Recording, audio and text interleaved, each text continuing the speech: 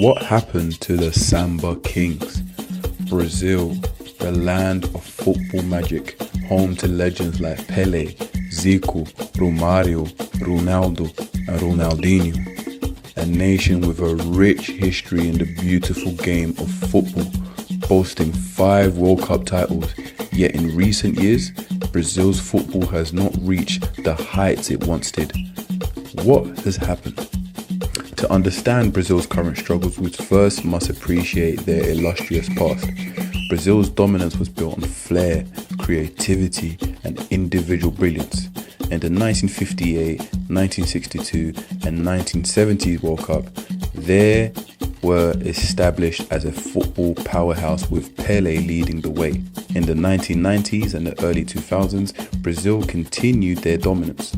The 1994 World Cup saw Brazil return to glory with Romario and Bebeto leading the attack, and in 2002 a star-studded squad featuring Ronaldo, Rivaldo and Ronaldinho captured their 5th World Cup, solidified their status in football as the Giants. But since then, Brazil has really struggled to reclaim their former glory.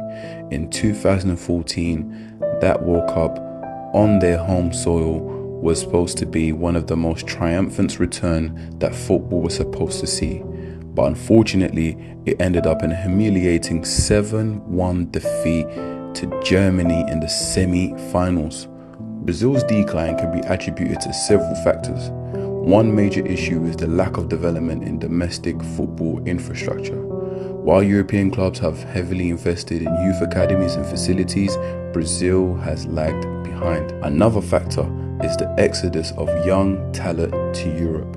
While playing in Europe can enhance a player's development, it also means that Brazilian clubs lose their best talents early, weakening the domestic league. Now football has changed from individual brilliance and individual magical flair to something more of a team-based game. Brazil used to be known for their individual skills and magic and wizardry they was able to produce on the field, and now the game has switched to a more solidified, more rigid, more well-thought team-based game that has kind of flown away from the way Brazil used to play. Are European clubs restricting Brazilian players? As we know, within Europe we have more rigid systems. Every player knows exactly what they need to do, where they need to be in a given scenario within a match. Brazil and the Samba Kings never used to play like that. Okay, they used to have a formation, but they were really flexible.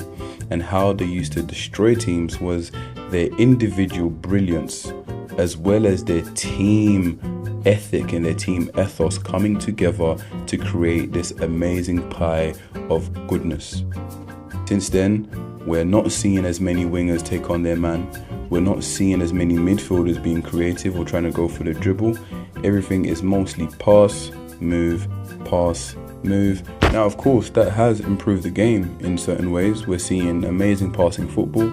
We're starting to see that you don't have to be as good to play for a team. As long as you can work within the team, you will be okay.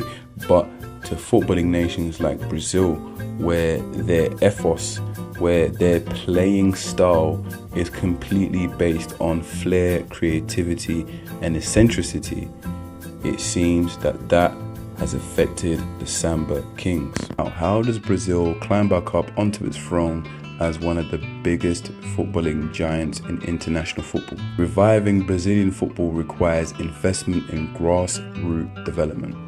Programs aimed at nurturing young talent, improving coaching standards, and upgrading facilities are crucial. It's clear to see that the Brazilians can still ball out, but it's clear to see that there is no immediate pathway from grassroots level to pro level. Brazil's football history is rich and the potential of resurgence is always there.